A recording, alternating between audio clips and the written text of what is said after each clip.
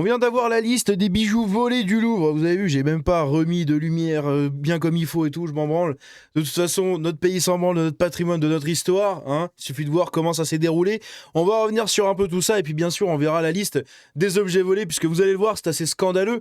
Ce sont des objets d'une valeur inestimable, hein, comme je vous l'ai déjà dit. Mais on a eu un exemple déjà dans l'histoire. Ce qu'il faut savoir, c'est qu'en 1976, il y a eu l'épée de Charles X qui a été volée. Voilà, c'est quelque chose que j'avais complètement oublié et je l'avais vu, je crois que j'en avais entendu parler, je sais plus où. Dans un bouquin ou dans un truc comme ça, oui, il y a eu un vol, l'épée de Charles X, qui était une épée en fait en diamant. Voilà, c'était une épée d'apparat où toute la poignée en fait était en diamant et en fait elle a été volée au Louvre et on l'a jamais retrouvée. Pourquoi ? Parce qu'en fait les gens ont juste retiré tous les diamants. Tous les diamants ont été dessertis et ils ont été vendus à l'unité. Et c'est probablement ce qui arrivera en fait aux bijoux. C'est une catastrophe monumentale. C'est une catastrophe monumentale. Je pensais pas de mon vivant pouvoir connaître ça, en fait, connaître un vol au musée du Louvre, sachant que le président avait quand même annoncé une enveloppe de 800 millions d'euros pour renouveler la sécurité, les accès, faire vraiment le projet du Grand Louvre. Au final, le Grand Louvre, rien du tout, puisque de toute façon, tu rentres dedans comme dans un putain de moulin. Bref, on va regarder un peu tout ça. Donc, il y avait une défaillance au niveau de la fenêtre, puisque l'alarme, en fait, se déclenchait pas. C'est pas juste qu'il n'y avait pas d'alarme, c'est qu'en fait, il y en avait une, mais elle a été débranchée. Voilà. Il y a seulement un mois, un dysfonctionnement avait été signalé sur la fenêtre par laquelle les braqueurs sont entrés au musée du Louvre. La direction était au courant, mais rien n'a été fait depuis. L'alarme n'aurait donc pas sonné lors de l'effraction et, en gros, elle a été désactivée parce que elle sonnait un peu trop longtemps, trop de fois. Il y avait des faux déclenchements. C'était un peu flingué.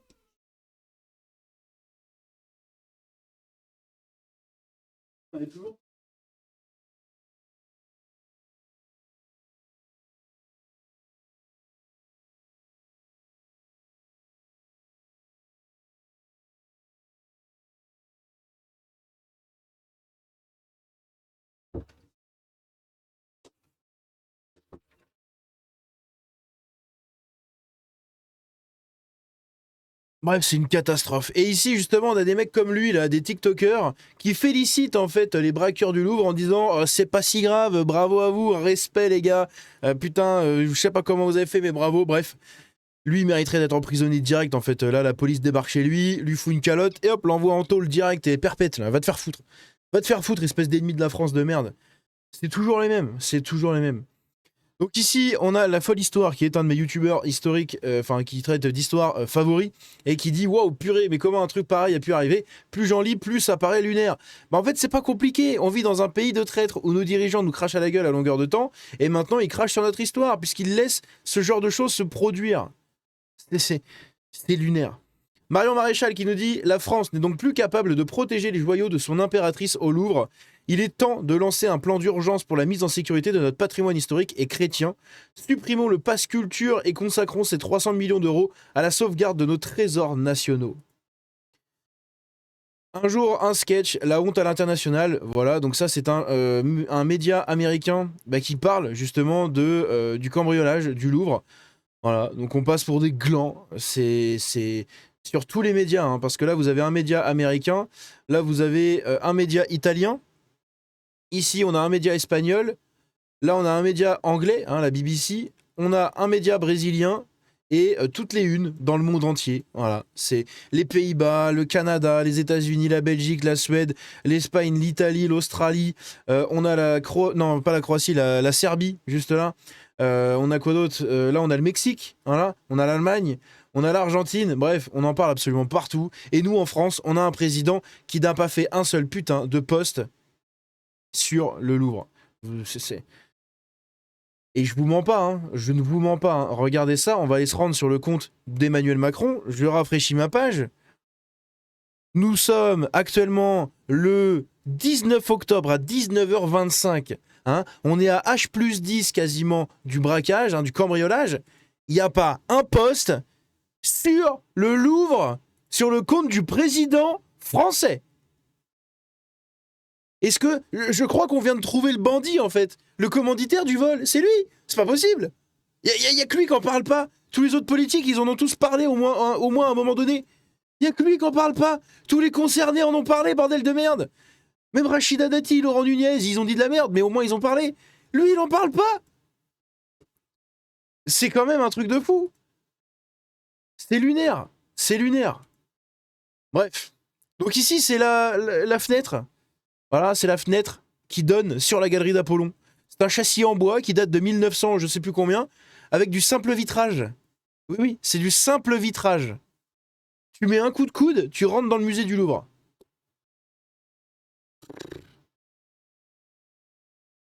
Après l'ouverture, les malfaiteurs montent sur ce balconnet avec une nacelle, ils fracturent les vitres avec de petites tronçonneuses. Mais c'est pas des tronçonneuses, ça le problème, c'est que c'est pas des tronçonneuses.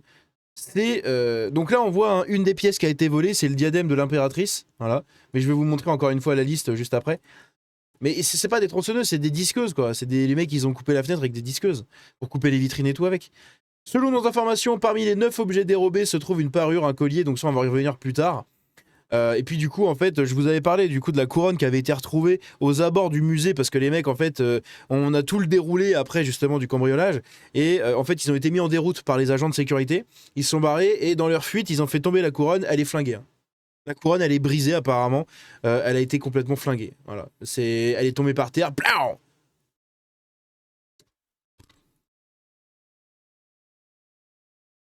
Là, on a le déroulé basique du premier lieu, on va dire, du cambriolage. Donc, à Paris, à 9h30, un premier coup de fil. Un témoin signale à la police des types sur un monte-charge casqués et qui entrent dans le musée. 4 hommes au total, 2 déguisés en ouvriers, gilets jaunes et orange, visages masqués sous des casques de moto. 2 autres postés dehors, moteur de T-Max déjà chaud, guettant la sortie. À 9h30, le monte-charge s'élève lentement, comme une scène qui se met en place. Et, encore une fois, les flics, qu'est-ce qu'ils ont fait? Quand le témoin les a appelés, est-ce qu'il n'y a pas un flic qui a appelé le musée en mode vite, allez là-bas, il y a des flics, il y a des gens bizarres. Qu'est-ce que c'est que ça? Est-ce que c'est des travaux? Est-ce que quoi? Et les mecs t'auraient dit bah non, on est dimanche, il n'y a pas de travaux. Oui, mais il y a des mecs, vite. Et hop, branle-bas de combat, on arrive là-bas, on attrape les cassos. Bah non. Voilà, en train de s'astiquer le poireau, je pense, encore comme d'hab. À 9h30, le monte-charge s'élève lentement, blablabla. Les malfaiteurs ont tout prévu, cône de chantier, geste assuré, rien ne dépasse. Ils brisent une fenêtre au premier étage à l'aide d'une disqueuse portative et accèdent à la galerie d'Apollon, l'un des sanctuaires les plus symboliques du Louvre. Là, sous les dorures et la lumière du matin, ils brisent 2 vitrines, bijoux Napoléon et bijoux des souverains français. L'alarme retentit à 9h37, 3 minutes. Les 2 faux ouvriers ressortent, non pas par la porte, mais par la fenêtre, redescendant comme ils sont venus, accrochés au monte-charge. Et toujours pas un flic devant. Dehors, à 9h38, les 2 T-Max s'élancent, 4 silhouettes, 2 montées, 2 guidons. Les bijoux de l'histoire disparaissent sur les quais de Seine, au cœur de Paris. Quand la PJ arrive, elle ne trouve que les vestiges du casse, disques, chalumeaux, gants, radio portable, et la couronne de l'impératrice Eugénie abandonnée dans la précipitation et qui apparemment est en très très mauvais état. Le musée est aussitôt fermé, plus de 2000 visiteurs sont évacués. Le parquet de police confie l'enquête à la BRB de la PJ parisienne et blablabla. Dans la matinée, Laurent Nunez et Rachida Dati se rendent sur place, sous les pavés du Louvre, le silence d'un casse parfait, minuté organisé et exécuté comme une mécanique d'orfèvre. Pas d'Arsène Lupin cette fois, juste 4 hommes, 2 T-Max et un musée qui, le temps d'un matin d'octobre, a revécu le parfum d'un siècle où même les bijoux avaient une âme. C'est lunaire. Et dans leur fuite, les auteurs du braquage au musée du Louvre, donc du cambriolage, hein, faut qu'on arrête de dire braquage parce que braquage c'est armé, là c'est un cambriolage, il n'y avait pas d'armes, auraient oublié un casque de moto. Voilà, ils viennent de choper un casque de moto sous la nacelle. Il y avait un casque de moto. Alors pitié, je fais encore une prière comme j'en ai fait dans la vidéo d'avant. Hein, voilà, je prie tous les saints. Voilà, je prie Dieu pour la France, hein, qui est sa fille aînée. Voilà, la fille aînée de l'Église. S'il te plaît, fais en sorte que le mec qui avait ce putain de casque ne soit pas chauve. Et c'est pas une blague quand je dis ça. C'est pitié que le mec ne soit pas chauve ou qu'il ait une barbe, parce que pour qu'on puisse retrouver au moins un poil, un cheveu dans le casque. Ici, donc ça, c'est la fenêtre par laquelle sont entrés les braqueurs. Voilà. Donc le balcon, hein, il est de l'autre côté. Hein, donc là, vous voyez ma souris. Le balcon, il est situé sur la droite, là. Ils sont entrés, hop, comme ça. Et ils sont arrivés, ils ont disqué comme ça la fenêtre. Donc on peut voir que c'est du simple vitrage. Hein. C'est pas mal. Simple vitrage dans un vieux châssis en bois qui est tout pourri. Hein, voilà, il a l'air vraiment tout éclaté. On voit, il est tout écorné, tout fissuré. C'est pas possible que ce soit juste cette fenêtre en fait qui protège la galerie. Et pourtant, juste derrière, on voit les dorures, on voit les moulures et tout. C'est... J'ai pas les mots. J'ai pas les mots, en fait, j'ai pas les mots. Et j'ai pas les mots, c'est ça qui protège les bijoux de France, hein. Enfin, les bijoux les joyaux de la couronne de France. Voilà, les trésors nationaux, les plus précieux, les couronnes, les objets de parure vraiment qui ont une valeur inestimable, c'est ça qui protège tout ça. C'est cette fenêtre qui protège tout ça. Pas mal, hein. Bravo, hein. Vive la France, vive la République et vive les traîtres. Voilà, c'est tout ce que j'ai à dire. Je vais le garder ça, tiens, dans mon dossier, comme ça je pourrai le ressortir un jour. Ici, on a quelqu'un qui nous dit quelque chose que moi je pense. En fait, je vais vous faire 3 théories rapidement. Pour moi, il y a 3 théories simples. La première, c'est que c'est un vol, vraiment, c'est des racailles ou des voleurs, des simples voleurs qui ont fait ça de leur propre chef, voilà, parce qu'ils ont été mis au courant par X ou Y source que l'alarme était désactivée, du coup ils se sont dit bah go, on va rentrer par là, en plus il y a des bijoux de fou, c'est parti, ça va être facile à transporter, tu prends un sac à dos, tu t'entasses un peu tout ça et puis basta, hein. Donc ma première théorie c'est ça, c'est soit c'est juste des racailles de base, des voleurs de bas étage ou des voleurs un peu plus confirmés, mais juste des voleurs qui se sont démerdés, qui ont fait ça tout seul. Soit il y a eu un commanditaire beaucoup plus friqué, beaucoup plus organisé qui a organisé ça, et c'est un vol à la Ocean Eleven, hein, c'est un vol vraiment fait par des voleurs et des cambrioleurs confirmés. Ou alors, ce qui est je pense, une de mes suppositions qui me fait le plus peur, c'est que ce soit tout simplement un vol politique. C'est-à-dire que c'est un vol organisé par des puissances étrangères, par des gens qui gouvernent au-delà de Macron, hein, les fameux, en fait, vous savez, les complotistes, hein, ils ont une théorie du complot qui, de plus en plus, on a l'impression qu'elle est réelle, hein. Même moi, je commence à y croire fortement que Macron a été envoyé par des puissances comme le Forum économique mondial, etc., pour en fait détruire la France et en faire un pays de non-droit et un pays aux frontières ouvertes, détruire tout l'héritage de la France. Ce sont des gens qui ont la haine contre tous ces trucs-là et je pense que potentiellement c'est une théorie.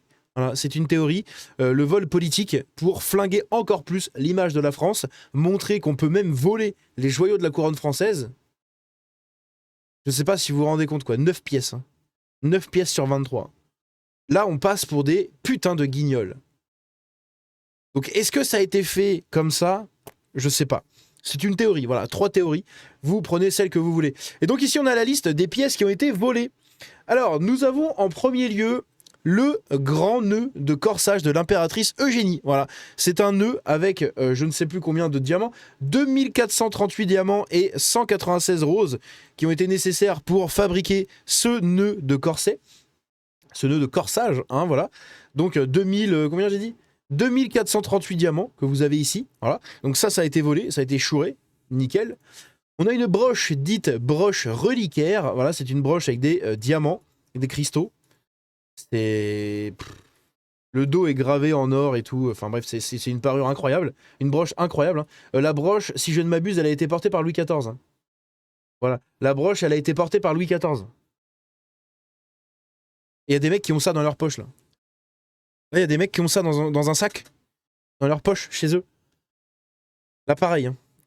Ici, on a une paire de boucles d'oreilles en émeraude de la parure de Marie-Louise. Donc c'est une parure complète avec un collier et des boucles d'oreilles, que vous voyez juste ici, le collier. On a justement le collier qui a été volé aussi. On a à côté de ça les boucles d'oreilles d'une paire de parures de la reine Marie-Amélie et de la reine Hortense. Donc c'est des diamants avec des saphirs et de l'or, hein, évidemment. Donc ça c'est les boucles d'oreilles, ça c'est le collier. Magnifique. Ça c'est le diadème de l'impératrice Eugénie. Voilà, ça a disparu. Pouf. Bravo. C'est magnifique. Ça a disparu. On sait pas où c'est. C'est des perles, hein. C'est des perles avec du diamant. Bref, c'est inestimable. Inestimable. Monté sur de l'or. C'est inestimable. Et à côté, on a ça. On a le diadème de la parure. Donc la parure, il y a le collier, enfin les boucles d'oreilles, le collier juste ici et le diadème. Voilà. La parure de la reine Marie-Amélie et de la reine Hortense également. Donc pareil, hein, des saphirs, des diamants et de l'or. Et donc tout ça a disparu. Hein. Donc je vous refais le topo. Le grand nœud de corsage, donc des diamants de partout. Une broche en diamant, en cristal avec de l'or. Donc la broche utilisée par Louis XIV. Hein. Rien que ça, rien que ça. Ici, on a une parure entière, donc le collier en émeraude diamant avec les boucles d'oreilles en émeraude et diamant. Et la parure, du coup, les boucles d'oreilles en diamant saphir, le collier en diamant saphir et le diadème de perles. Et ici, le diadème de diamant saphir. Voilà. Et tout ça, c'est dans les poches de quelqu'un. Voilà, c'est tout. Magnifique. Et donc, on a un déroulé ici. On a un communiqué de presse. Informations relatives au vol, blablabla, blablabla. Donc, deux vitrines de haute sécurité de haute sécurité, hein. 8 objets d'une valeur patrimoniale inestimable ont été dérobés. Donc, il y avait la couronne, mais ils l'ont retrouvée brisée, hein. Enfin, quasiment déglinguée, quoi. Donc, ils ont volé tout ça, donc ce que je viens de vous montrer. Les alarmes respectivement situées sur la fenêtre extérieure de la galerie d'Apollon, ainsi que sur les deux vitrines concernées, se sont déclenchées.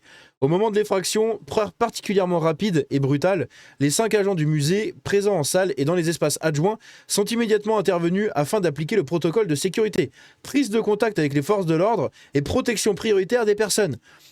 J'espère qu'ils ont fait ça en allant sur place, qu'ils n'ont pas appelé les gens en attendant pendant que les autres braquaient des trucs. Et en fait, ils se sont déplacés un peu. Et c'est là où justement le truc de Laurent Nunez et de Rachida Dati en mode oui, ça s'est passé calmement, il n'y a rien eu, etc. C'est un peu bancal parce que vous allez voir après. Suivant ce communiqué de presse ici qui a été fait par le ministère de la Culture, on apprend ça. Grâce au professionnalisme et à la rapidité d'intervention des agents du Louvre, les malfaiteurs ont été mis en fuite, laissant derrière eux les équipements ainsi qu'un des objets dérobés, à savoir la couronne de l'impératrice Eugénie. Donc c'est la grosse couronne que je vous ai mis en miniature, je crois que je sais plus, mais je vais la retrouver là, hein, c'est couronne impératrice Eugénie, et voilà, c'est cette couronne-là que je vous avais montré dans la première vidéo. Donc elle a été retrouvée un peu explosée, hein, voilà, elle a pris un coup dans la gueule. Parce que bah, du coup elle est tombée, hein. Elle est tombée, ils l'ont fait tomber, peut-être qu'ils l'ont fait tomber du balcon, par terre, on sait pas, mais en tout cas elle est tombée. Et donc on apprend ça, dont l'état est en cours d'examen, bon apparemment c'est en très mauvais état, hein. Une tentative d'incendie du véhicule mécanique utilisé par les malfaiteurs a été empêchée grâce à l'intervention d'un agent du musée du Louvre, le cambrioleur ayant été mis en fuite. Donc ils ont quand même coursé un peu les malfaiteurs, mais les mecs se sont barrés en scout. Y a pas un mec qui a pris la plaque? Y a pas un mec qui a pris la plaque? Y a pas un mec qui a couru après au maximum pour essayer de voir au maximum jusqu'où ils vont? Y a pas un mec qui a sauté dans une voiture qui a essayé de les... Je sais pas. Il n'y a eu aucun blessé, ni parmi le public, ni parmi les agents, blablabla, blablabla. Donc bref. Et juste en bas, vous avez un truc. Elle tient à rappeler, dans le cadre du projet Louvre, Nouvelle Renaissance, annoncé par le président de la République en janvier dernier, donc là où il avait dit oui, on va sécuriser plus les salles, les machins, ma gueule, est intégré un nouveau schéma directeur de sécurité qui commence à se déployer. Respect des mesures de sécurité qui s'améliorent avec le déploiement de caméras nouvelle génération. Waouh, on les a vues, elles marchent pas. Détection périmétrique, les alarmes marchent pas non plus.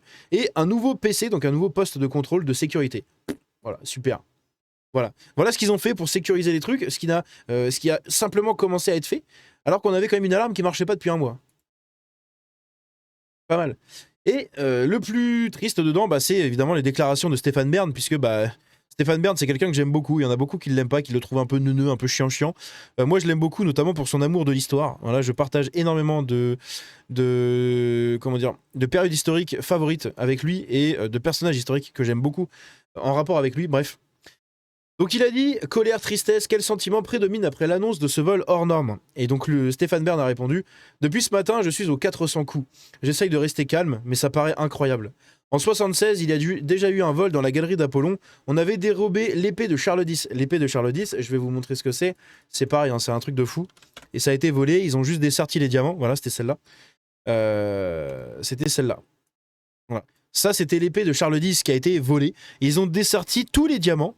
Ils les ont revendus à l'unité, donc je ne sais pas à combien ils ont pu en tirer, mais ça a été revendu à l'unité. On ne l'a jamais retrouvé du coup pour une simple raison. Voilà, pour une simple raison, il suffit de démonter les joyaux. Vous dessertissez les pierres et les vendez à l'unité. On le sait, c'est l'endroit le plus fragile.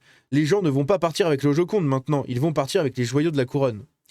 La valeur historique, patrimoniale, marchande, hein, voilà, pour Stéphane Bern, c'est la valeur du préjudice. La valeur historique, patrimoniale, marchande. Sur le plan symbolique, c'est très grave. Ça renvoie évidemment à 1792, à la Révolution et au fric-frac des joyaux de la couronne, le vol du garde-meuble royal aujourd'hui à l'hôtel de la Marine. Ce qu'il faut savoir, c'est que pendant la Révolution, il y a eu énormément de choses qui ont été volées hein, dans les maisons bourgeoises, dans les maisons de la royauté, énormément de vols et il y a des pièces qui commencent toujours, enfin qui font toujours surface depuis plusieurs années, hein, depuis plusieurs décennies, d'objets volés de la Révolution qui sont retrouvés. Et du coup, c'est comme ça aussi que beaucoup de musées se sont gavés parce qu'ils en ont racheté hein, beaucoup en France. Et du coup, il y a toujours des pièces hein, qui arrivent comme ça chez des collectionneurs, des pièces volées qui datent de la Révolution. C'est le symbole d'une forme d'effondrement d'une France qui est d'une certaine manière en perdition, si on ne respecte même plus ça.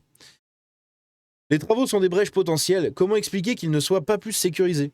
Beaucoup de gens vont devoir s'expliquer. C'est bien joli de vouloir faire le Grand Louvre, de remettre 800 millions d'euros pour imaginer de nouvelles entrées, mais commençons par sécuriser celles qui existent. Ce serait déjà une bonne chose. La galerie d'Apollon avait pourtant été rénovée peu avant 2020. C'est un terrible échec, c'est très grave. C'est le genre de symbole qui va donner un coup au moral des Français. On s'attaque à Napoléon, à tous les symboles de notre histoire. Je reçois plein d'alertes depuis ce matin. La presse internationale ne parle que de ça. Si le Louvre voulait une pub, bravo. Voilà comment terminer tout simplement cette vidéo-là. N'hésitez pas à me dire ce que vous en pensez encore une fois. Et n'hésitez pas à décrire vos sentiments. À tous mes amis et mes compatriotes passionnés d'histoire, c'est un coup dur, vraiment. C'est un coup de poignard en plein dans notre cœur. Je sais pas comment vous le prenez vous. Moi personnellement, je suis en PLS. Je suis en PLS, je stresse en fait. J'ai un stress interne qui s'est déclenché depuis que j'ai eu cette info-là ce matin. Donc j'attendais que la journée se déroule pour avoir plus d'infos. Donc j'ai enregistré d'autres vidéos en attendant. Et j'attendais de pouvoir faire celle-là. Enfin du coup celle que j'ai fait juste avant et celle maintenant. Pour tout simplement pouvoir avoir le maximum d'infos sur toute cette histoire-là. Et je suis littéralement choqué. Je suis en stress, vraiment un gros stress. On vient de m'arracher une partie de moi en fait. Ça paraît peut-être abstrait pour ceux qui s'en foutent un peu parce que je sais que malheureusement il y a beaucoup de Français qui n'ont pas ce même rapport à l'histoire. Je vais même me mettre en plein écran. Il y a beaucoup de Français qui n'ont pas ce même rapport à l'histoire que moi et que vous autres. Mais c'est vraiment un coup de poignard dans le cœur là. Et on vient de m'arracher une partie de moi-même. On vient de pénétrer en fait un peu dans mon intimité de passionné d'histoire. Et en fait, ce qui fait le plus peur, enfin ce qui moi me fait le plus peur, c'est que je me dis qu'en fait ça peut revenir à tout moment. Ça peut arriver encore une fois. Et ça peut surtout arriver dans d'autres musées. Parce que les autres musées sont dans un état pareil en fait. C'est ça qui est vraiment stressant. Bref. Dites-moi ce que vous en pensez dans les commentaires. On se dit à la prochaine. Ciao.